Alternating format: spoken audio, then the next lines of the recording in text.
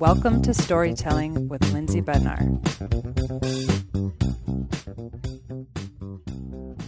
I want to start with reading the inscription you wrote to me. Oh, what does that say? Do you remember? Nope. It says, Lindsay, thank you for helping me create this beautiful masterpiece. Yes, it is. Allowing Josie to be seen and heard. The ripple of this is bigger than either of us will know. Can't wait to see what 2022 has in store for us. Hold on, you matter. Amanda Lynn. Wow, that is crazy looking back and then thinking of all that has transpired in this past year. Yeah.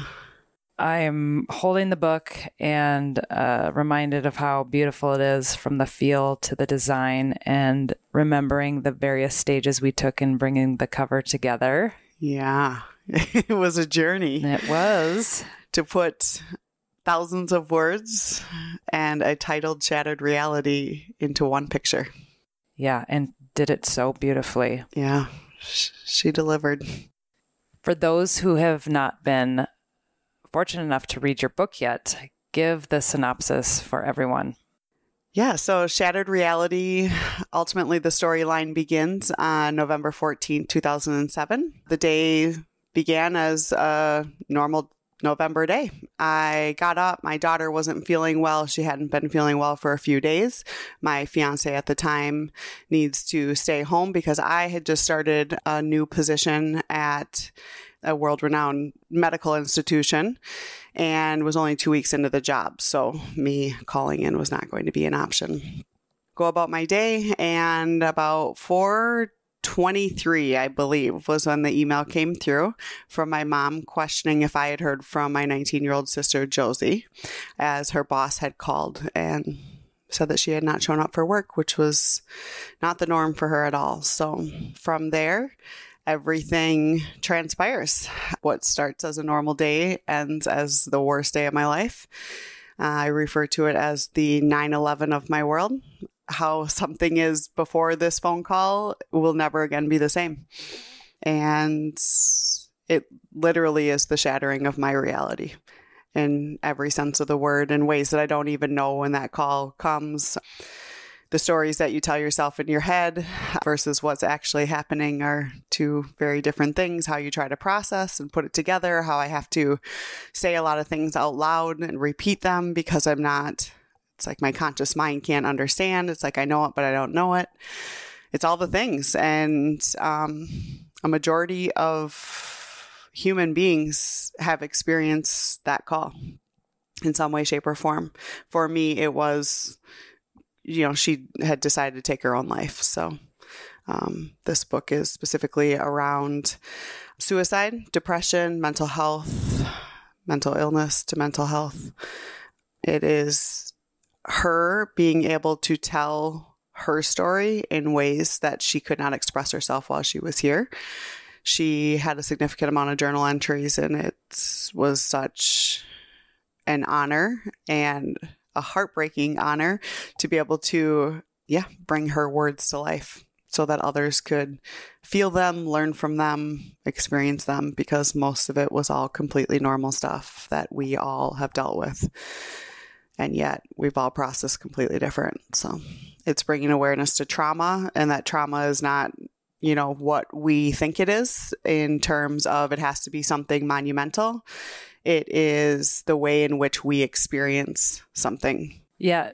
The way one person's trauma can be another person's bad day, right? And it's the same way in which you can have 3 kids raised in the same family by the same parents, and they have very different experiences and perspectives of their childhood and relationships with their parents. And each person has a very different way of responding to their environment. And so I'm really glad that you said that trauma does not have to be this catastrophic event. It is how we interpret the situation. Yeah, anything that we come across. Her journal entries were amazing to read because I saw myself in so many of them. And I kept journals from the time I was in second grade through middle school. And there were some in there where I was unhappy with my body image, or I was feeling really sad because the guy I liked didn't like me, Right. or I was feeling left out by my friend group, or whatever it was. And, you know, some of that stuff is what she wrote about. And it's very typical teenage stuff, angst and feeling insecure and feeling left out. And so it must have felt, I mean, I'm sure it felt so many different things to read those and to feel like, well, Jose, this is how we all feel at some point, right? Yeah. So what was that like discovering those? And did you see any of them prior to her passing? Or was this all come out after the fact? And what was that like? I don't know that I ever realized that she kept journal entries. I know my mom did because it was part of her therapy. Certainly nothing I had read before. We didn't even know that there was letters until the officer brought the journal back, and they, without autopsy results, had, you know, giving the inkling that, you know, this is a suicide, and there are entries and letters in there that you're going to want to read towards the back. And so that was kind of the okay. Mm-hmm. I dismissed most of the entries that I had read, all those entries within a short amount of time after, probably again a year or two later. My mom had offered her journal when I had told her about the book and that I had signed with you. And I just felt like they were nothing worth reading again. They were just a bunch of high school stuff. I don't remember anything standing out aside from her specific letters to us and her final journal entry. I don't need it. It's just a bunch of high school stuff. So it's fine. That was your initial reaction? Yeah. Okay. And then a couple days later, I was like, okay, I'd probably take a look at them again and just see what's in there, and having an entirely different perspective of, oh my God, there's a lot in here. Like this is, we need to share this stuff. Like this is, I was 36, 37 at the time. I can relate to every single one of these. I mean, people of all ages. I had a 57-year-old, last spring that was like, I read every single one of those and felt it resonated with exactly what she was feeling. Yeah. Wow. And the way that she articulated herself, especially at such a young age, was so impressive. I mean, some of those entries date back to the age of 12. And I personally think they're well articulated. Not many kids can write to those things, and just basic expression of how she was feeling about it. So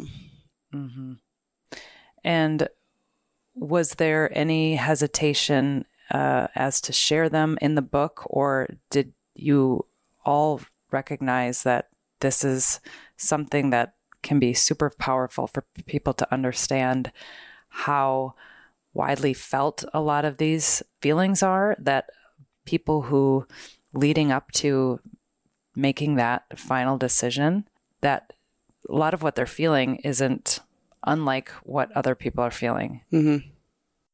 The difference seems to be their hills and valleys for the rest of us. And this is like a point they can't get out of or see that way out or that light at the end of the tunnel. Mm-hmm. Speak to that a little bit. Like what was did the family all decide like this was going to be something that, yep, I think these will be included, or? No, when the journal was offered to me, it was made clear that they were not to be shared. It was like for a reference point. Like if I needed to get into her head a little bit more, maybe to understand a few different things or different perspectives, I was welcome to read them. They were not to be made public knowledge. And I think that was just probably my mom speaking out of respect to her of, sure, these are personal things that she was going through. I don't think that we necessarily need to be sharing that. So I was building chapters off of we were building chapters off of these entries, and they did not know that that's where we were headed. Well, we didn't know where we were headed with a lot of things throughout either. So there was a lot of things we were piecing together that we weren't really sure where we were going with it. But I picked out, I don't even know how many entries I have in there, maybe 5, that I felt were the most profound, and that I was able to easily write reflections from. And My mom didn't even read the rough draft of the rough draft until September so we were 9 months into the process. Yeah. And pretty much had the layout complete. I mean, we did some rearranging, but the chapters themselves were pretty solid. Yeah. So they were not aware that this was where we were going with things. And I never heard a word about it as far as, no, that's not okay. Please remove this. Nothing. She was very, very receptive to it. And yeah, it all needs to be in there. That's great. Yeah. I think when anybody brings forward a story that is difficult and it involves trauma or it involves anything in your life that you've been really grappling with and struggling with, I think a lot of people have that question of why choose to bring it forward and what led you to that decision? Why a book? So yeah, writing is something that's always just come very naturally to me. When I was younger, I would like rewrite poems and song lyrics, and it's just, I've always been like a words person. I don't know. I just knew for years I had to write a book. I would say it and have no idea what that meant. I would just say, I know that I'm here to write a book, and I know that it's going to be about her and her story and how it impacted mine, but I don't know what that's going to look like moving forward or how it will ever come together. In 2015, I started a blog, and everything was written in past tense, but I was just going back and reliving each stage of grief and how I worked through it. So to go back and forth between past and present tense was an entirely different process for me to have to sit down and write everything as if I'm reliving it in present tense. I am there in the rawness of it. Like, I remember sobbing, just sobbing and sobbing, writing it in past tense, looking back on it, but to have to write it as though, and remember the details and was a whole different experience. I would say the entire thing was divinely led. Yeah, it wasn't really like me. I remember going into print and saying, if I die tomorrow, I can say that like I completed my soul's mission. I was literally here to write that book, and if all else ends, I'm okay. This just had to happen. Like, she made this choice, and this was more or less my job to speak to it. Mm. Yeah, I think that's such an important thing for everyone to recognize, is that to say the why behind we go through trauma and grief, that you can't articulate that to say everything happens for a reason is easy to say when you haven't experienced that sort of grief and trauma. And I am also blown away by people like yourself who use that grief and trauma to do something with it and to empower other people to help them get through an incredibly dark time. And so I think, going back to the question, like, why did you write it? Absolutely. I think you were divinely led by Josie. And I think you knew that something really good can come out of this. And I can help people to feel seen who might be struggling with suicidal thoughts, as well as people who have been a survivor of somebody who took their life. So It's funny because it's like the whole time that we're working on this project, we're making sure that we are trying to cater to as many audiences as we can. Like, it does not have to be just mental health. It can be grief as a whole. If you've lost someone in any way, shape, or form, bringing empathy to the fact that someone would choose this path, because I would say I've had the least amount of tolerance for the comeback of suicide as selfish. That is a triggersome statement to me, because if you have not been in the depths of this mental, emotional hell yourself, you cannot understand how heavy it is to be there and the weight in which it carries, which she speaks to perfectly in her last letter. I mean, she does such a nice job articulating where she's at, and it's just overwhelming. We don't expect a cancer patient to continue down the road of treatment if they know that ultimately, to suffer if they don't have to. And yet we 100% expect someone that is struggling mentally to suck it up, buck up, and work through it because we need you here. That's what we expect of you. And this is about us, not you.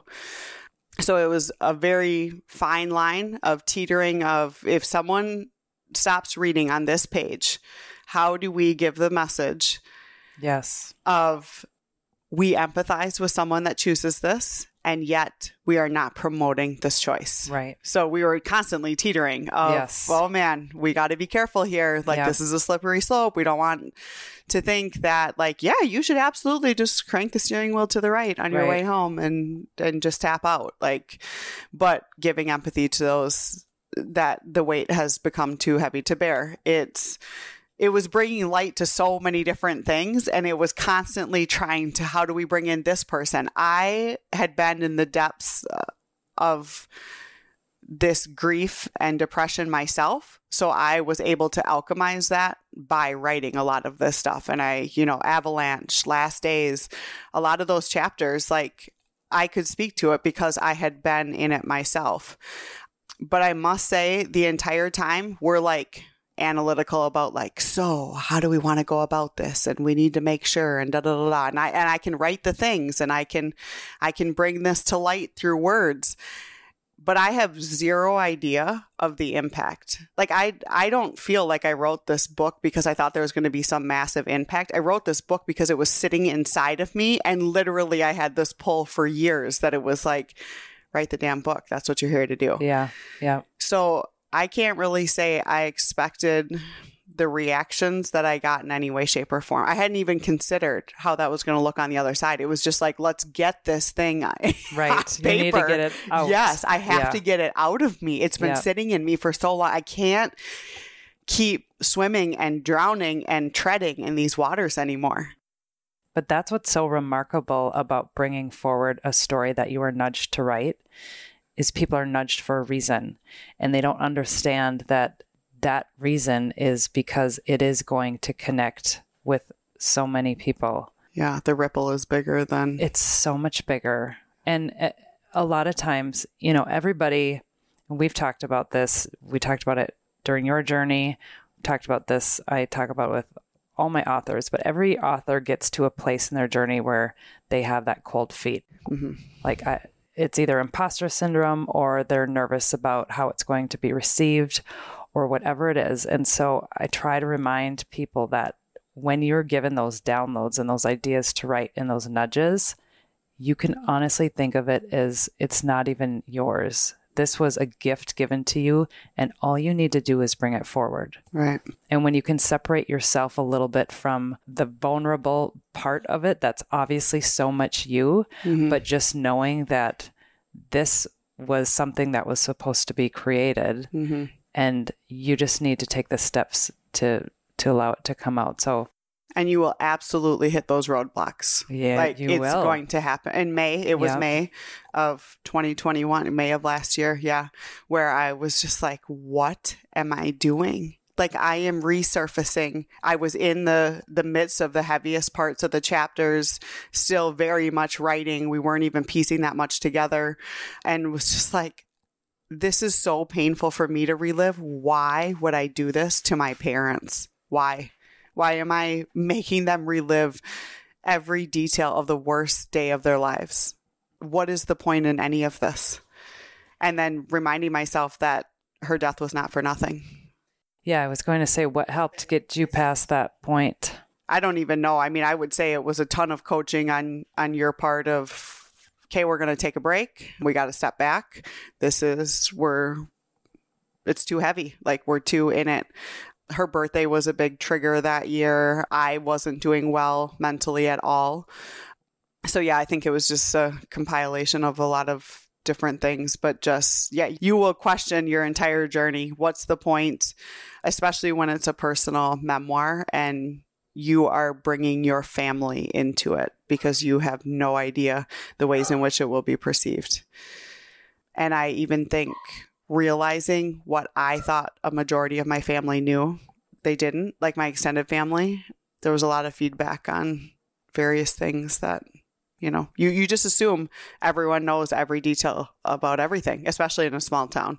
Right. Sure. So it's just like everyone knows everything. But there was a lot of people who had said, thank you for writing that. There was a lot of questions we wanted to ask friends of hers that went to school with her that didn't understand, that said, first off, being able to hear from her and her words and where she was at, and just putting pieces together that we didn't feel were ours to ask about was, yeah. I just, the EMT who reached out saying that it was one of the worst calls she's taken. I mean, a high school friend of hers, or who was a friend more in elementary, they kind of butted heads in high school, saying I was going through the same stuff. I had no idea she was in these depths herself. I wish I would have known. I was always jealous of your family, and, how your parents left on the weekends and you guys got to hang out, or that you had a bunch of cousins, and all those things that we're so busy looking at someone else, comparing ourselves. Oh, I wish I had that. When someone's looking at you wishing they had what you had, was a really big eye opener too. Nothing is what it seems. Yeah. There's so many people who have come in and out of this book process, from the people who've stepped forward in her life to people that have been in your life who didn't know the extent of your grief and everything that you went through. Do you remember how it was that we crossed paths before we started working together? Oh, yes, very much. So it was August or September of 2020. I was on Instagram, and Vanessa Files had shared your post about, and you'll have to correct me what exactly it said, but something about, do you want to read the book, or do you want to be the book? Yes. And it was just, whoa. Yeah, I want to be the book. Like, I need to connect with this. And again, here's just like these intuitive hits, these intuitive pings where it's just, I need to explore this. I don't know why. I don't know what it is, but I need to send this lady a message. So I reached out to you on Instagram. We set up a call probably within a week or two. I didn't have the funds to proceed and was in the middle of, it was 2020. I mean, who wasn't in the middle of something? Let's be real. So I was in the middle of a lot of things at that time, and knew that I couldn't do it at that moment. But it was the first time that it was like, oh my God, I'm going to write a book. Like, this is actually going to take form at some point. Like, I have this grounding agent, and we all know I need a lot of grounding. So I knew that at some point, this was actually going to happen. And it was just a matter of time. And then you reached out in December and said, hey, you want to ride the wave and do the thing? And I wrote back and gave you a list of reasons as to why it wouldn't work right now, because Minnesota had shut the bars back down. So my second job had been waitressing and bartending. So I didn't have that second income to save up the money that I was hoping. But even though I actually had the time now to do it, I probably shouldn't, because the funds aren't there. I don't even remember what my whole list was, but I remember waking up the next day and going, you really didn't need to give her a whole list of reasons why it wouldn't work. I don't think she cares. She was just asking if you wanted to do it or not. And then... That's what we do in Minnesota, though. We have to rationalize all of our decisions. Right. So I can't just say no. I'm going to tell you 5 reasons why I can't. Absolutely. So, yep. And then a couple days later, I was like... Do you remember how I responded, or did I just leave it? You were pretty good about leaving it. I mean, you were just like, okay, we'll trust it when it comes, which is good for me, because if I get too much pushback, then I'm like, I can't. Right. Didn't you read the list? Read it again. Well, and I'm a huge believer. Everything falls in line just as it should, comes together as it should. So right. It's like you planted the seed. Yeah. If I ever get that response, I'm like, cool, this isn't the time, clearly. And if and when it's supposed to happen, it will. Right. So yeah. Yep. And then a couple days later, I was like, wow, you're really good at coming up with all the reasons that you can't. So how about you just do it? I do remember calculating some finances and realizing that I had more than I thought that I had. I thought I was a lot more short on finances than I was. And I was like, oh, that's actually not that bad. I'm okay. I'm running out of reasons. Yeah. God dang. This stuff just keeps backfiring. And then saying, no, let's do it. And I think I wrote back pretty like, let's do it. Forget it. Let's just get on the train. Let's do the damn thing. And then we met after the first of the year, and I sat down and went back to, this isn't going to work. Because how the book had always played out in my head was it was going to be the entire decade of my 20s, which was one massive shit show after another. And it all it all snowballed together, and it had to be written together. And so it had to go from her taking her life to me just not being able to take my head off of the pillow to a terrible divorce and separation. Like, all of it was one right after the other. And I realized that I didn't want to speak to the divorce component. And so I couldn't do it if I couldn't do it the way that I had always seen it being done. So it probably just wasn't going to work. And I didn't want to deal with all the logistics of the community and my ex-husband and all the things that were going to come from this. I was not ready to take the beating. I was not willing to, change names, to modify the story in any way if it couldn't be told in a way in which it happened. And from my perspective, then I wasn't going to tell the story. Right. And so I made myself pretty clear that this wasn't going to work again. And then you came up with all the solutions, and I was like, God, this sucks. Like, I'm never going to get out of this. Like, how do I just ask her for a refund? Like, short of saying, but can I just have my money back? Didn't I send you a cashier's check? I do have an out clause, but I wasn't going to let you sneak away that easily. Yeah. And then being like, oh my God, I'm really in it. So I think every author goes through these. I mean, I guess you can speak to this more. Maybe this is just my journey, but yeah, the imposter syndrome, all of it. Like, you are going to second guess yourself multiple times along the way. What am I doing? Why am I doing this? What's the point? Who's going to care? Am I ready for the negative kickback? Who am I? Yeah, who am I right. to do this? Right. Yeah. Yeah. All of it. And then people always get to the end where they want to share it with a family member, a loved one, a really good friend. And I'm always like, I don't know if I would do that. And they're like, oh, okay. Well, I trust this person's opinion. I want, whatever. But there is an interesting thing that happens when people release something that is vulnerable, often just because it's creative. But a lot of times, some of the people who are closest in their life get either triggered. There have been situations where people are oddly competitive, but it's not always the best idea to share it with like your closest people, because it's almost like they're too close to the situation in some way. And it could be as a simple children's book, or it could be a very vulnerable memoir. It really doesn't matter. There's always going to be somebody who gives you some sort of feedback that is deflating. And it's usually not like accurate or great feedback, in my opinion. Helpful, or right. Yeah. They're too close to the situation. Because that was in July, was when I wanted, like, I need my mom and dad to start reading this, because this is going to take them a while to process, and I need to give them time.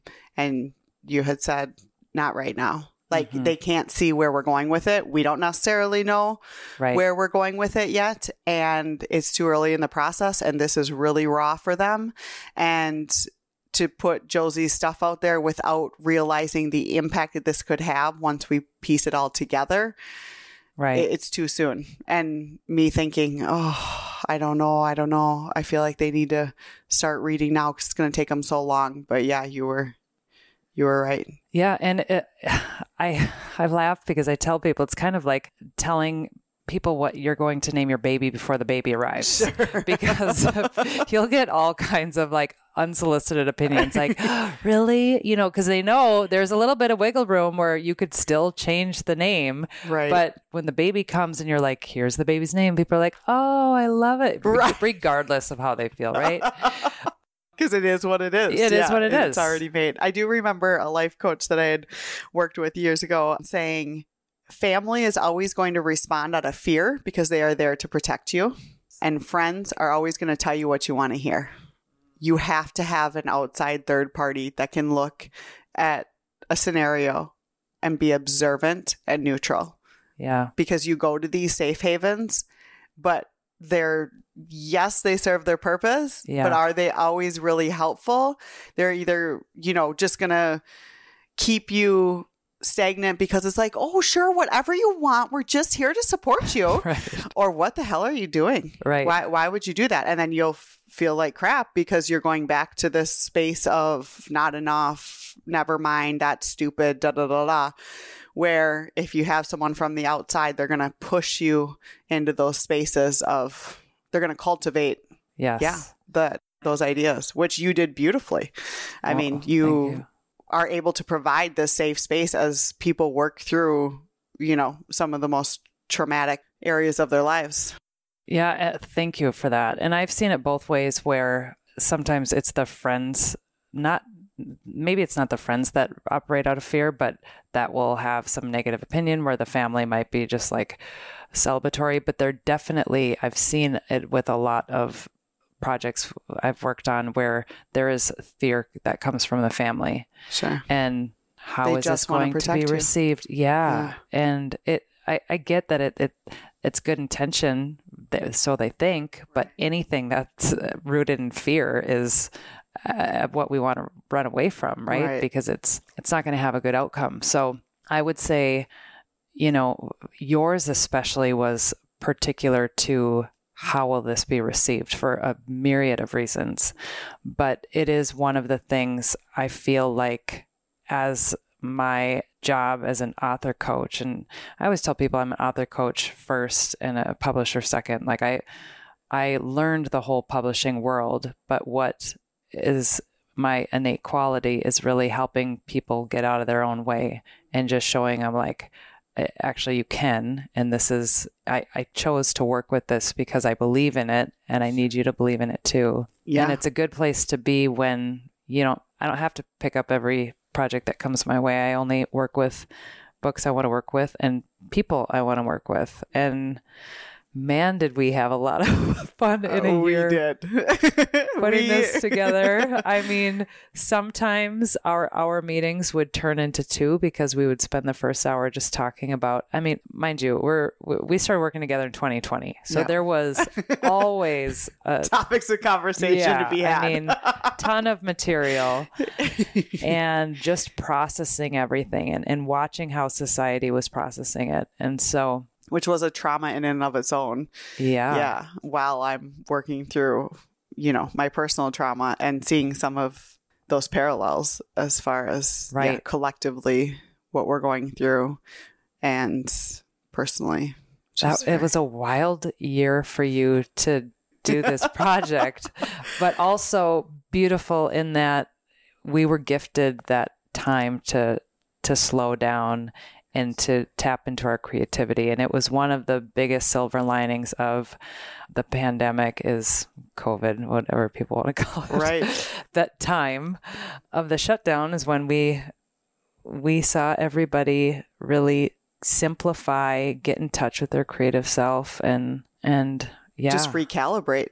Everyone was forced to recalibrate in some way, good, bad, or otherwise. It is what it is. But I mean, I also went back to a lot of unhealthy coping mechanisms during that year too.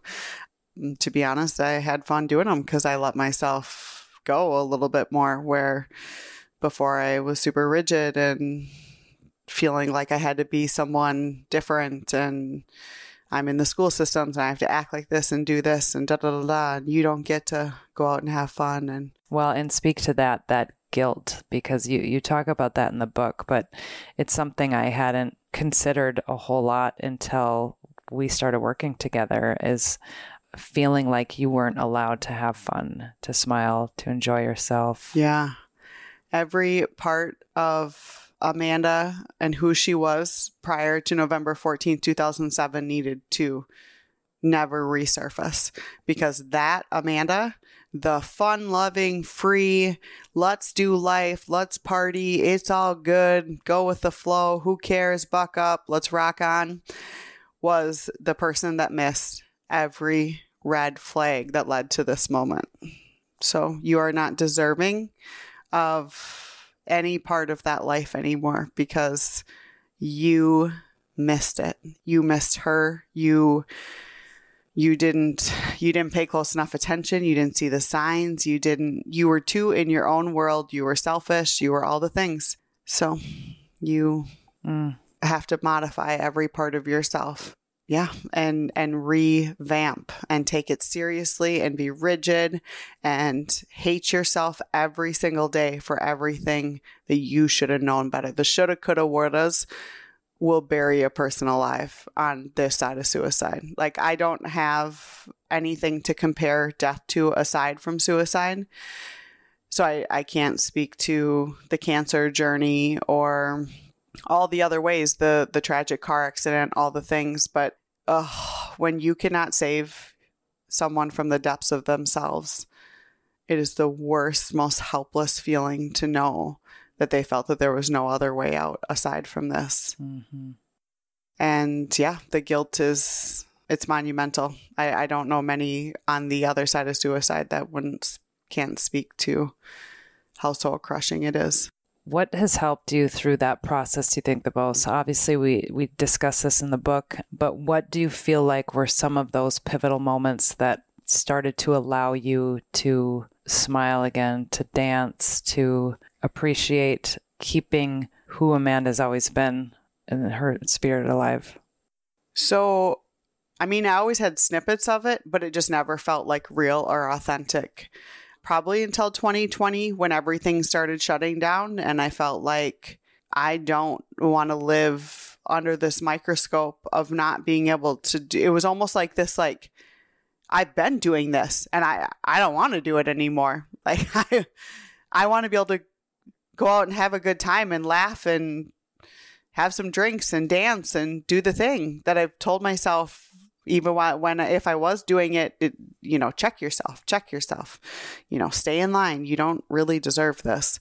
But I would say the pivotal moment was in July of 2021. I was with one of my best friends from high school, Emily, and my cousin Liz, and we were discussing how the book was going.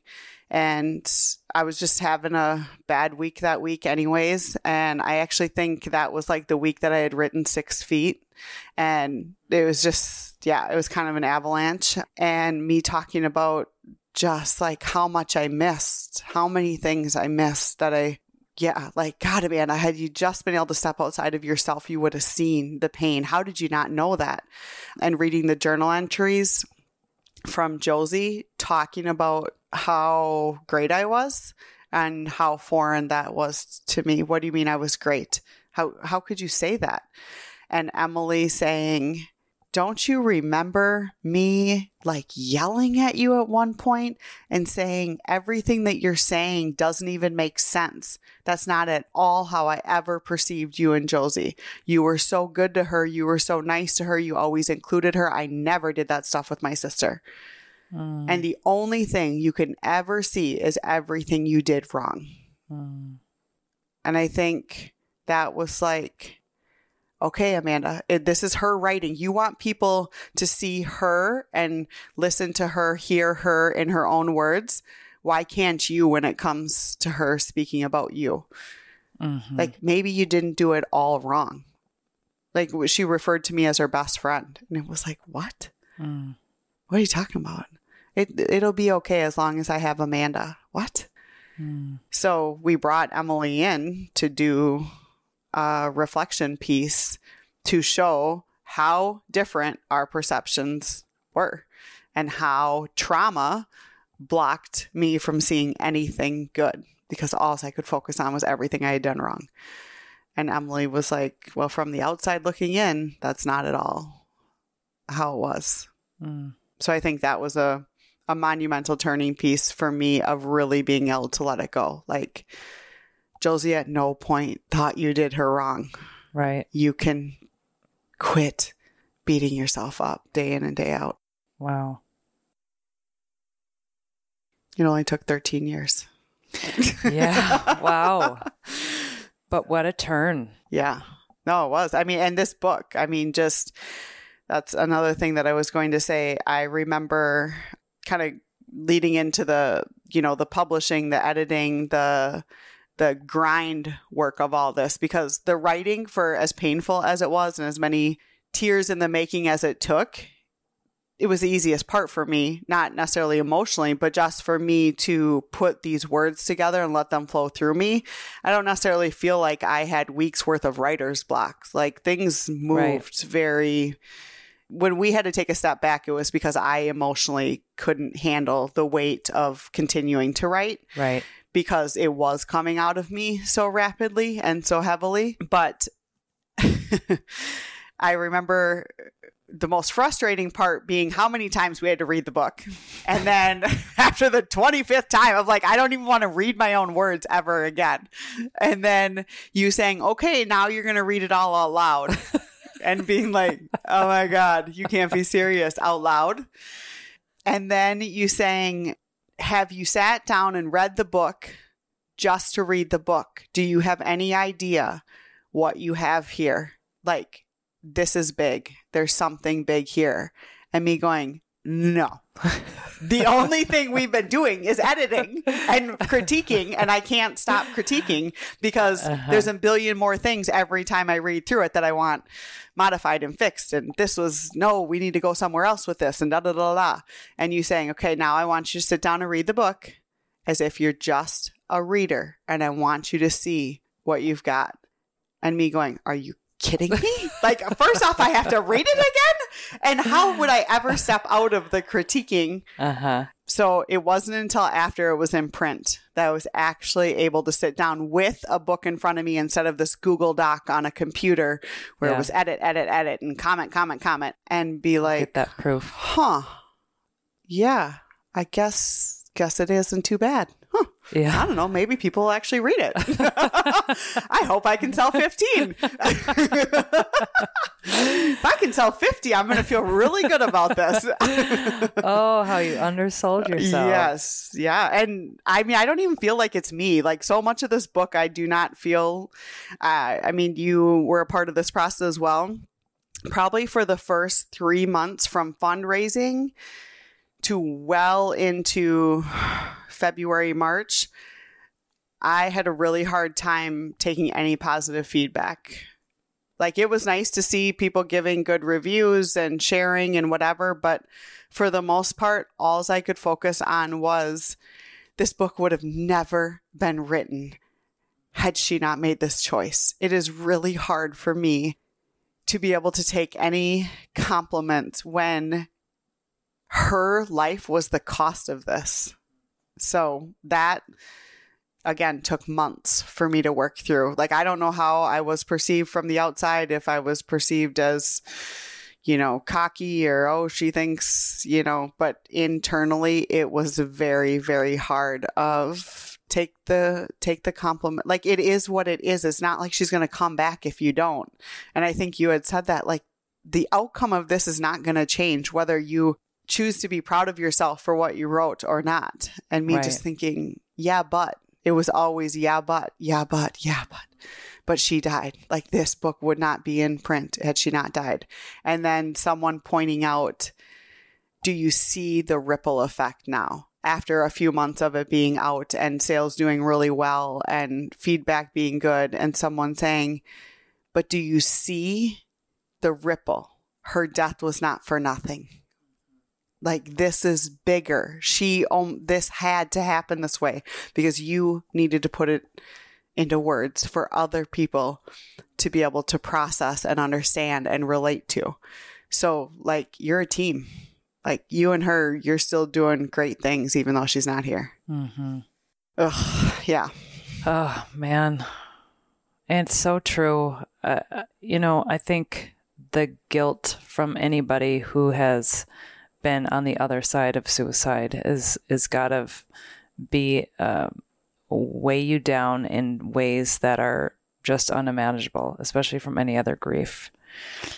But what you were able to do with her story and help so many others to feel seen and to feel like they're not alone in their grief journey. There's so many pockets of people that you tapped into with this book, and we're just scratching the surface of it, really.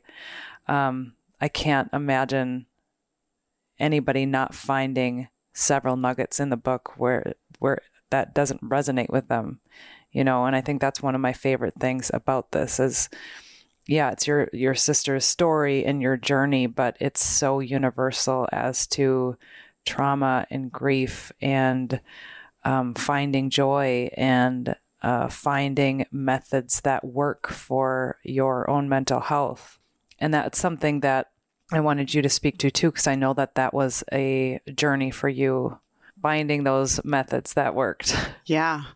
It was definitely a long journey. So just back to the grief part, when I was doing the Kickstarter fundraiser and people were sharing and writing posts of their own, one of my cousin's classmates or friends had shared and did a tagline of "everyone is grieving something." And I've just kind of ran with that since, because there has been so much feedback about, I don't know suicide, I don't know struggle with mental health, and I don't know grief, but I could relate it to my divorce or how I thought my life was going to turn out and how vastly different it actually looks, and having to grieve, what I had hoped would be, or for my children, or all the things. Absolutely. So I think that is a really important aspect as well, is we did try to, a lot of people say you have to have a target market, and we had talked about a target market. Well, who are we going after with this book? And I really did not I don't like the idea of having, most of these conversations are universal. Why do I have to find one slew of people, a certain age demographic, gender, race, economic status, whatever it is? Why do I have to? Right. Why can I only focus on mental illness? Why can I only focus on grief? Why do I have to, suicide? I even was apprehensive about even promoting this as suicide, mental health, mental illness, because it's it just feels so constrictive, because it doesn't have to be just that conversation. It can be a plethora of conversations, because throughout your life, we've all been on the roller coaster ride where at some point you have experienced depression, even if it only lasted for a week. It's just there are certain chapters that are going to resonate, whether you were medicated or not, or you were, in an insane asylum or not, or close to taking the pills, pulling the trigger, all the things. It's relatable in all the forms. So as far as the healing journey, definitely started with medications. Cognitive behavioral therapy, definitely went the Western route. That was the world that I was currently in. And I would say served me, but did not in a lot of ways. I learned a lot about the stats of medications only having a 50% efficacy. Yeah. That was mind-blowing to me, of how many of these do I have to go through? And there's the possibility of still, 50%? Am I ever going to get better? Them telling me that the overall goal was for me to be able to work through this trauma and be able to transition off of medications, which could not have been further from the truth, because for every medication that I took, I ended up with adverse effects and needed more medications to offset. So it just became a spiral. And then I think once you get into that divot, you kind of like it there. So then you think you need a med for everything, because you're pretty sure you're crazy over everything. So it was years worth of in and out, trying this, that, being severely over medicated. I had an amazing psychiatrist who was my lifesaver oh my God, he was my saving grace in so many ways, and just kept me grounded and just working one small step at a time. Had a lot of years worth of experience in the medication world, so was able to give insight on a lot of different things surrounding, medications. And then finally transitioning into the quote unquote alternative world of medicine, which makes no sense to me because isn't it wild? It's called alternative. It's been here longer than any else. Pharmaceutical company, but okay. But it's alternative to what is currently being promoted. So right. We can call it I think holistic would be the that is Eastern medicine, holistic. Yes, much better terminology. Yeah. So I learned a ton about my body as to how I was reacting to certain foods, whether it was just like severe bloating due to what I realized after doing food journals was like peppers. Gluten will still to this day, actually just had a brief stint with that last week, realizing that I was eating bread, which I don't usually do a lot of, and go into a complete spiral where I will have very depressive tendencies and have a tough time pulling myself back out. I'm so glad you mentioned that, because our society does not focus on the gut-mind connection. Mm-hmm. And I'm very fortunate that my sister has the functional nutritional background, and that's what she does to help explain so much of what our dopamine, our happy chemicals, probably going to say the wrong chemical, but so much of our mood is derived from our gut. And it's no secret that our society is wildly unhealthy. And so you think about the rise of all of these rates in depression and everything, and we're not doing enough to talk about how our physiology is playing a part in that. Right. Yeah, from lack of movement to, just what the average American diet, it's pretty tough to get around. Mm-hmm. Most of any of it, really. Like, it takes a lot of... Right. And you go to a grocery store and it's mostly products with a little bit of produce in the inside. Right. Yeah, and even organic, like... I mean, you know how damaged the soil is. Like, right. Even organic it's not what it was 30 years ago. It's just not. You are not getting the same amount of nutrients. And that was a huge educational piece for me doing nutrition response testing, was having to learn the education behind all this. Did you know that in 1930, the amount of nutrients that you got out of a cup of spinach would now take like 15 cups of spinach to get that same nutrients? You know, like it's just basic things that you're going to have to work twice as hard to get half of what we used to get nutrition wise. So that was a huge learning curve, very mind blowing, and yet made sense in so many ways as I continued to learn. And you again, have to learn the mind-body connection of yourself. I'm ingesting this. This is what's happening. I'm having these responses. Oh, okay. Probably shouldn't have peppers anymore. Oh, look, when I get off of gluten, if I go back on it for a day or two, it's no big deal. Day 3, I can't hardly control what I got going on up here. This is not good. I'm irritable. I'm all the things. Yeah. So that was a big, big part of the life coaching.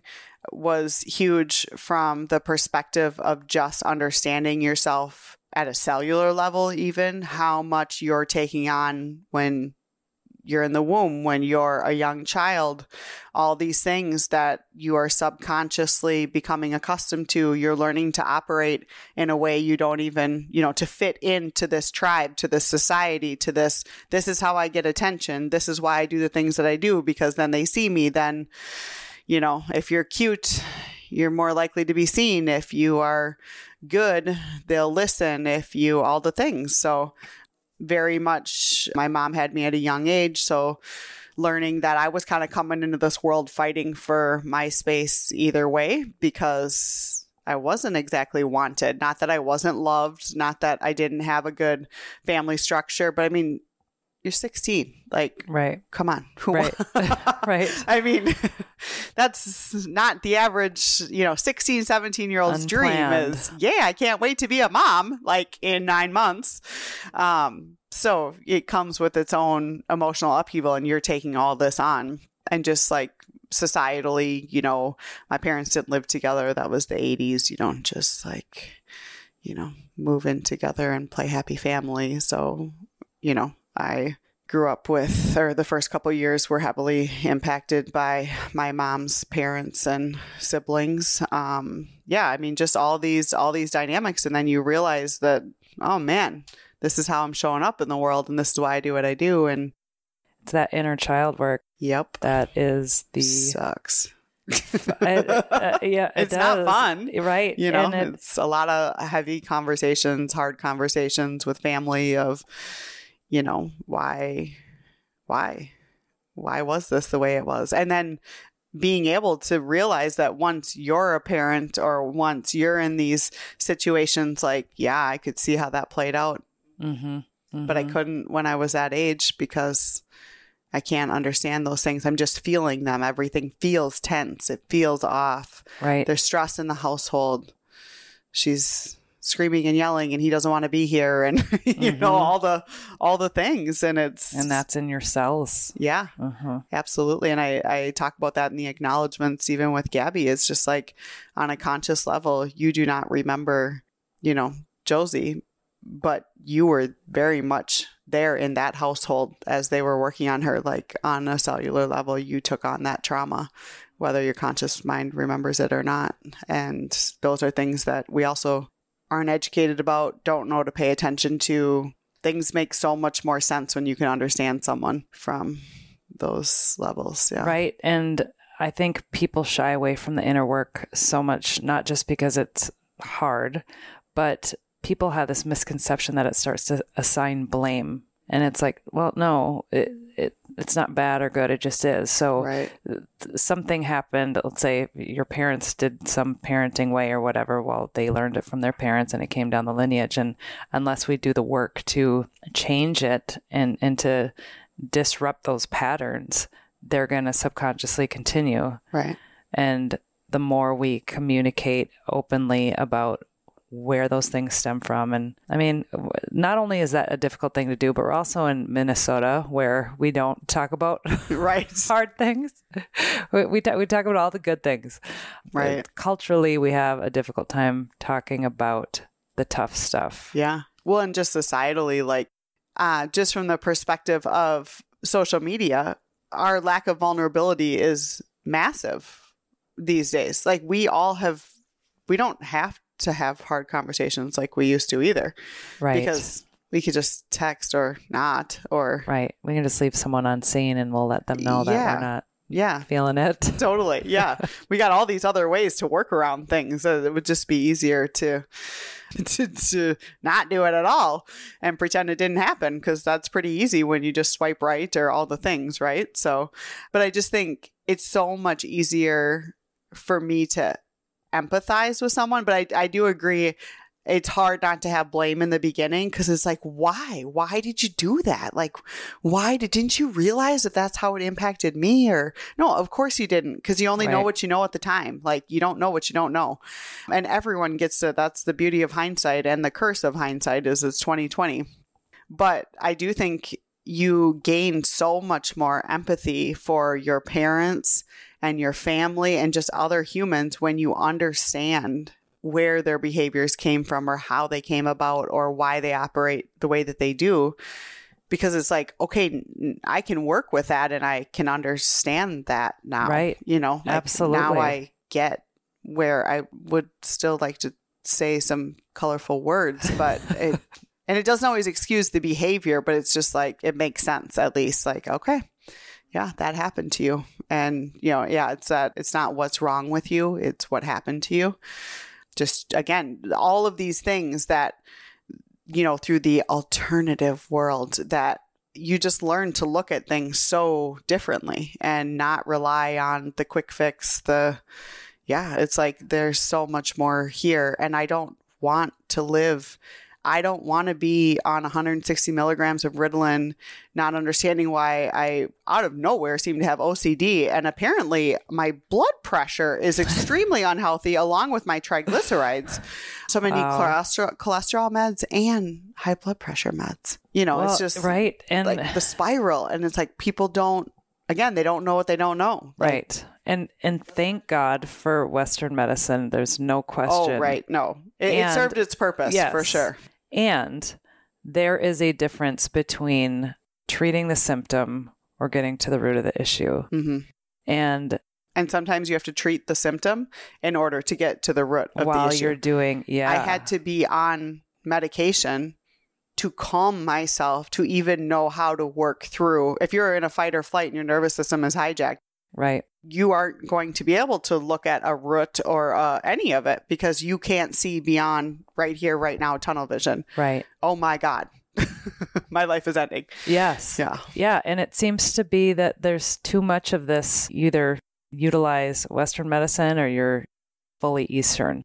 But there's such a crossover of what is... There can be a bridge. There can be a bridge. And like you said, sometimes you have to deal with the gaping wound before you can get to why it got there in the first place. Right.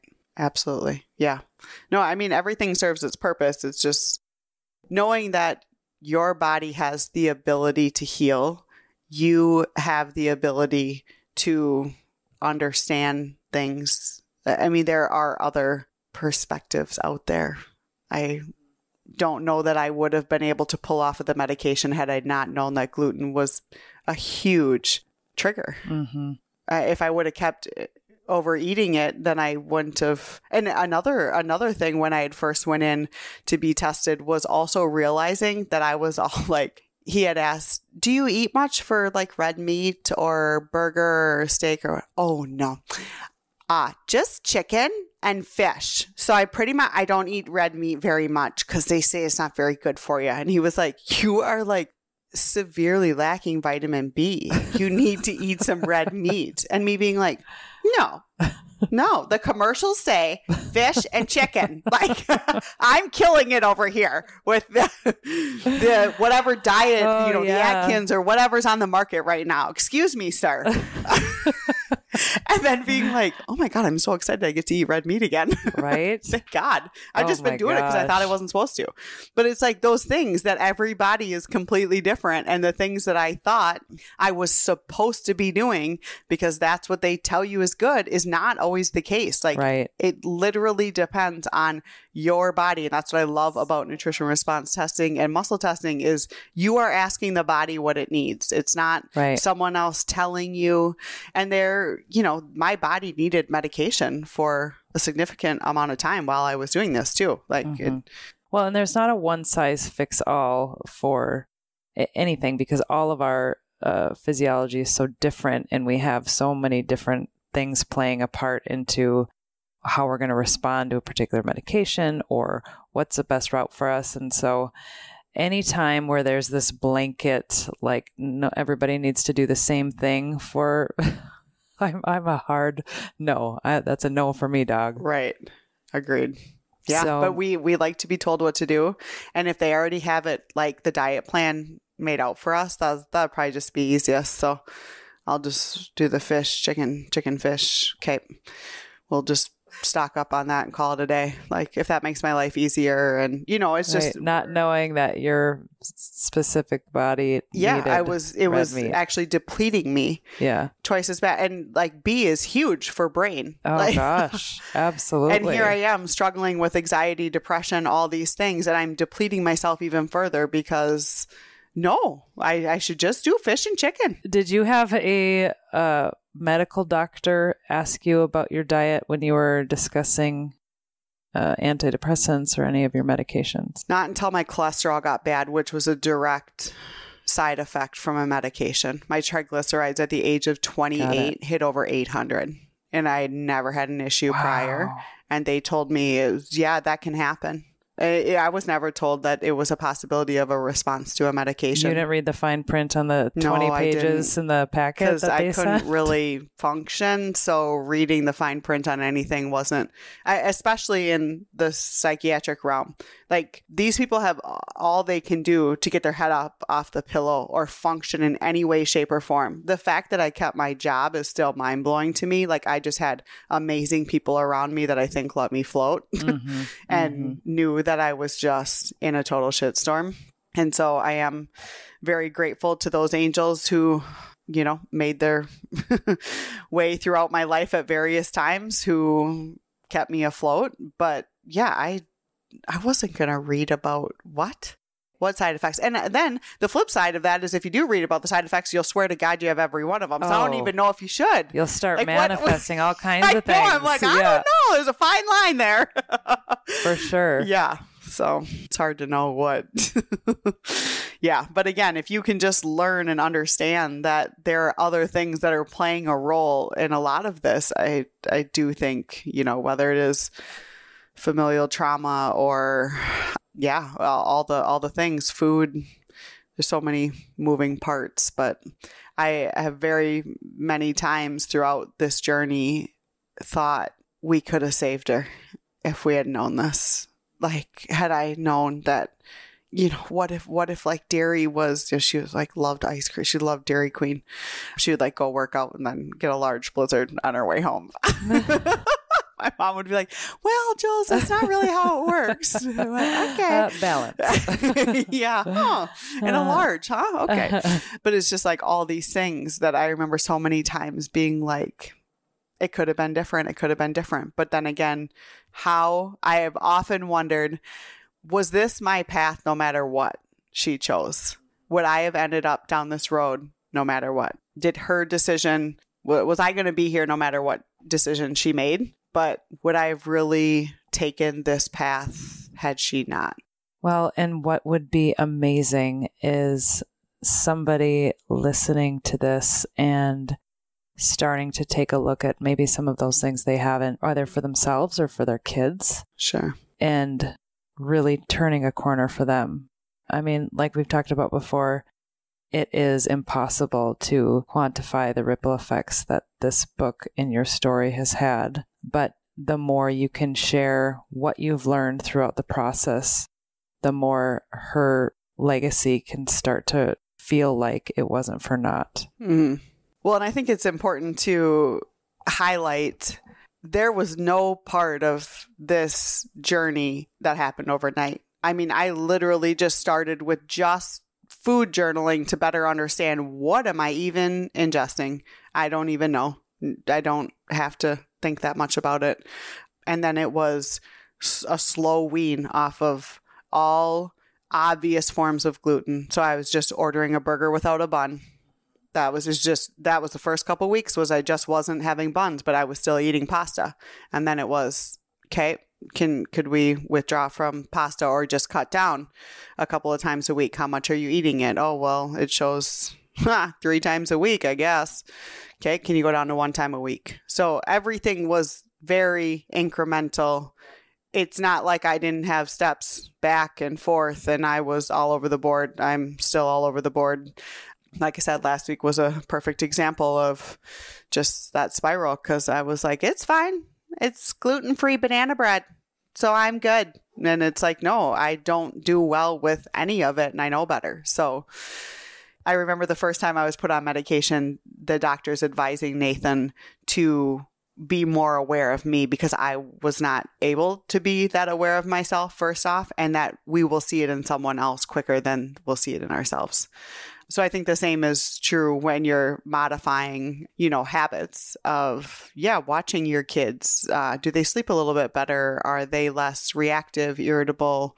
When you do less dairy. For my daughter, dairy was a huge trigger, where for me, it's gluten. So, again, everybody's going to be different. But I think it's just having the patience and knowing that if we can just take out a little bit each week, that's something, because it does add up.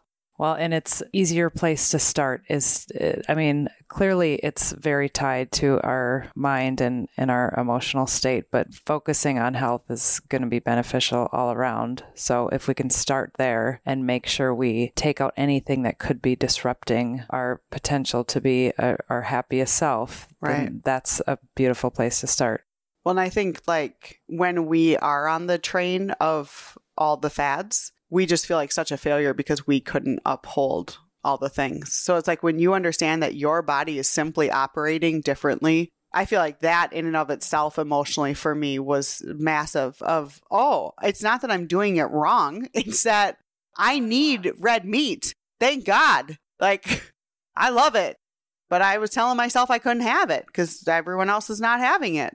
Yeah, my sister's been delving deep into eating for your blood type. And I respond really well to saturated fats and red meats. And so keto has been great for me because I also get extremely inflamed with gluten and dairy. So a lot of people eat dairy on keto, but I don't. So yeah, and for the next person, it might make them feel miserable and weak and not the type of foods that they would respond to. So yeah, I think just that alone and understanding that like you don't have to hate yourself because you're doing something wrong. Like that is a huge part of the mental health component is we're constantly, I talk about that in part 2 with the chapter, The Voice, just becoming aware of, are these your voices in your head when you talk to yourself? Or was it something you were told and you just keep repeating? You're stupid. You'll never add up. You'll never get it right. You know, all the things that I'm doing this wrong again. God, I just can't seem to figure it out and get it right. You know, all these things were so critical. And it's like when you can understand that, hey, it might not be anything that you're doing. It's, again, that you're not eating to your blood type or just to what your body needs. It's okay. Take a breather. Mm-hmm. Yeah. And that intuitive eating, you know, a lot of us aren't in tune with ourselves enough to even know what intuitive eating is because we've been so hijacked in that fight or flight state that I'm sorry, you want me to what? Get quiet and ask my body what it needs? Yeah, I don't think so. Does my body even know? I don't, no. Because that commercial will come on and tell me that I don't need the meat, I need the fish. Right. Yeah, because it's going to make me lose weight quicker. Right. You know, and then you hate yourself when you drop the weight, but you gained it back. It's all that emotional teeter-totter. And yeah, it's all playing a role. Like it's all interconnected. Mm-hmm. Absolutely. And again, Josie's journal entry, you know, talking about her weight and how she felt so terrible. It's like all these things play a role. Mm-hmm. And the ways in which we're talking and operating in society, even if we're not directly shaming our kids, but we're talking about someone else that's, you know, they're a fat ass or they are this or da-da-da-da. They're taking that in and thinking, oh, is that me? Right. Do they think that of me? Body shaming. Yeah, absolutely. Like you might not think you're part of the problem because you don't have the direct impact to them or you're not saying it to them, but it doesn't mean that it's not there. Yeah. Well, I hope that people really listen to that part of your journey where you started to look at all the angles in which you could start to improve on your mental health. And it's not just one, it's not just two, but it really is circular and looking at every different way that your mood could be impacted. I think that's fantastic. So we're almost to 2023. And where are you now since having released your book? What are you up to? Yeah. So I've always said I'm a jack of all trades, master of none. I like to dabble in a little bit of everything. I like to learn about a wide variety of topics and just how to do it better, be better. So I have an office in Minnesota doing craniosacral therapy. I am still involved with the school systems as far as speaking to mental health, done some like events like suicide awareness galas and various events, especially since the book. That's been really great. My favorite is kind of just being able to have open dynamic conversation, whether it's around grief. Most of them have been around grief, but also the mental health, depression, but just that lost suicide survivor and allowing people the opportunity to speak to, their own stories and where they're at. I always say that I process best through communication. I'm a very verbal person. I need other people to bounce things off of so that I always say the kids develop my curriculum. Like they tell me where to go next. I just give them feedback forms and I see what they liked and what they didn't. And I just autocorrect from there of, all right, we're going to, do more interactive stuff. Oh, they like this video. And yeah, people are the same. Getting into more retreats and events, just giving people that outlet to kind of take a step back and tap into themselves, even if it's just for an hour of why am I so burnt out? Why do I feel like I can't keep my head above water? I don't know what to do anymore.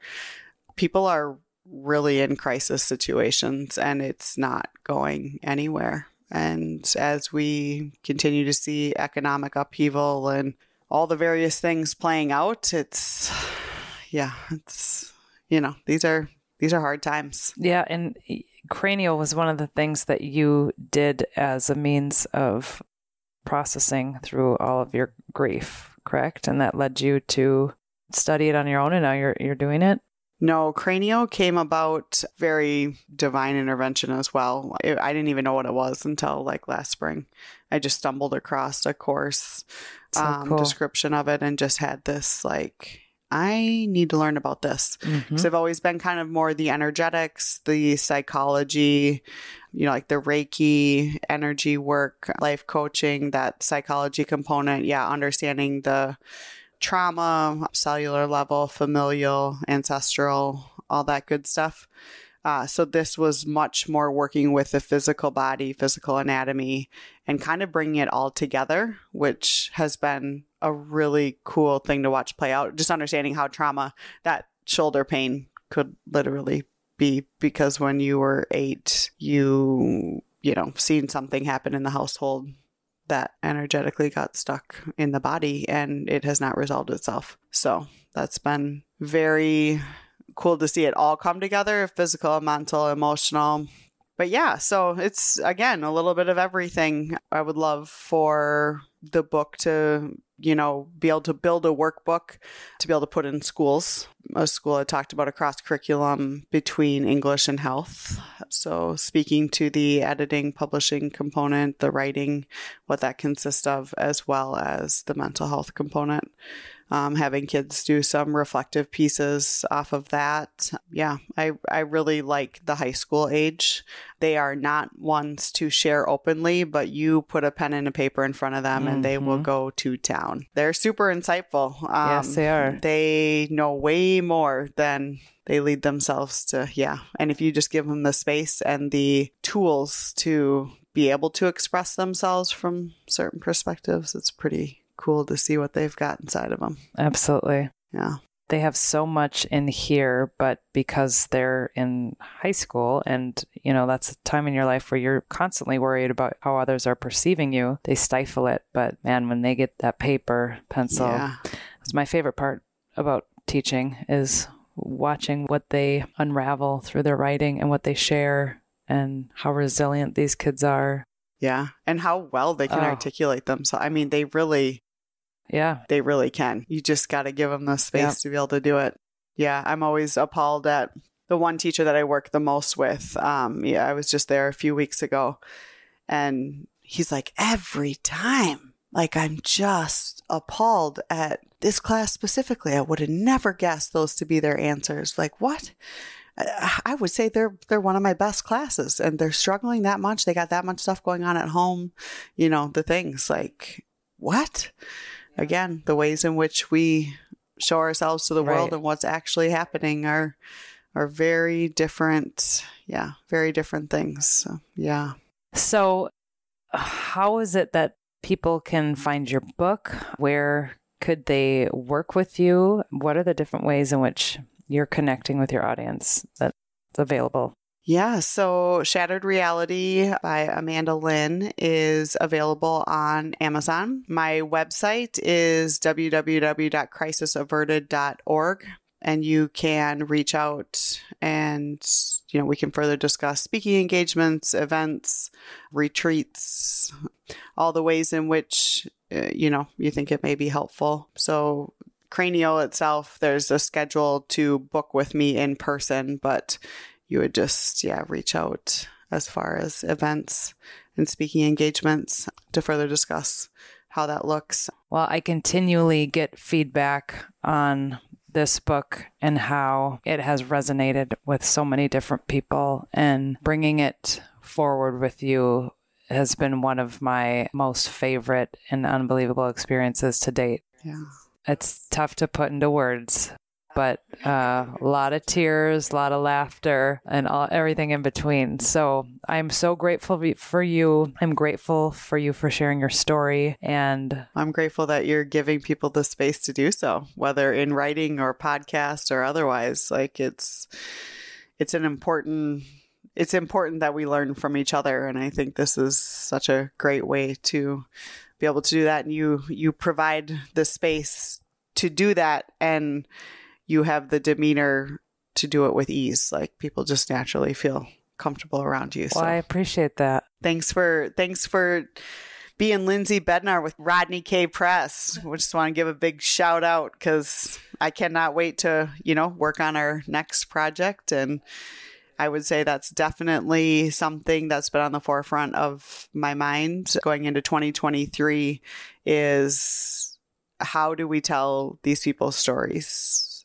Whether that's from a vet perspective, coming back, PTSD, keeping their head above water, post-military. That's a huge thing that I would love to bring to light. I think that's a community that so badly needs their stories told, and we need to get their stories out to other people to better understand what this looks like and how to support. Yeah, there's so many different cool stuff that we have yet to, It is. Well, I look forward to more in the future for sure. And thanks so much for coming on. I love you. Yeah, ditto. Love you too. Thank you. Bye, everybody.